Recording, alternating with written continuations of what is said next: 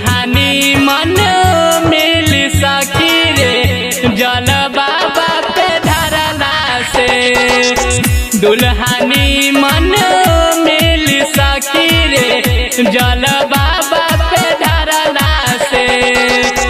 देवघर जाइम हम जल चढ़ाइम हम मजा मिले गंजा पियला में। दुल्हनी मन मिल सकी रे जल बाबा पे धरला से। दुल्हनी मन मिल अस्मिता हो जल बाबा पे धरला से।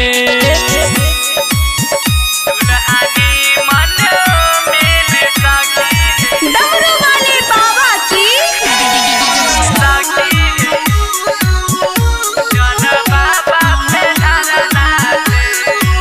प्रेम से बोले बाबा नीलकंठ की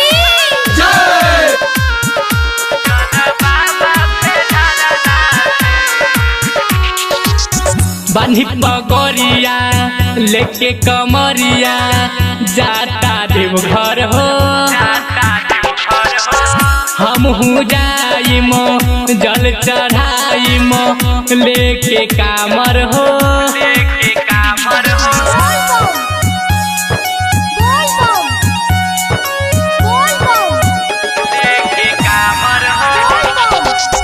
बान्ही पगोरिया लेके कमरिया जाता देवघर हो। हमहू जाइम जल चढ़ाइम लेके कामर हो। सुखी सखी मिली हो साचो में मिली हो बोला बम बोलला से। दुल्हनी मन मिल सकी रे जल बाबा पे धरला से। दुल्हनी मन मिल अस्मिता हो जल बाबा पे धरला से। by Simran Recording Studio, Mahanar. बोला बोला देवघर वाले बाबा की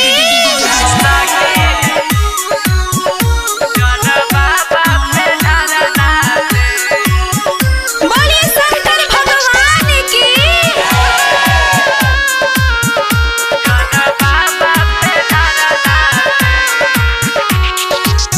पहला सोमारी के करे मसकी हमहू सहके हो। बड़ी सुनर मांगे हमहू बाबा से कह के हो।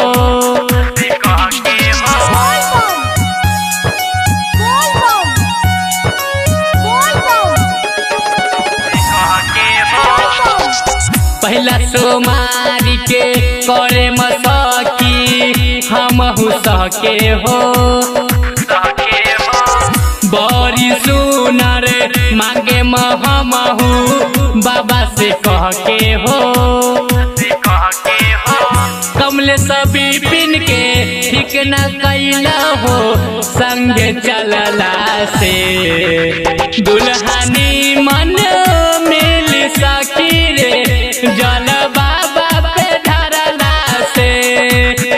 दुल्हनी मन मिल अस्मिता हो जल बाबा पे धरला से। दुल्हनी मन मिल सकी रे जल बाबा पे धरला से। दुल्हनी मन मिल अस्मिता हो जल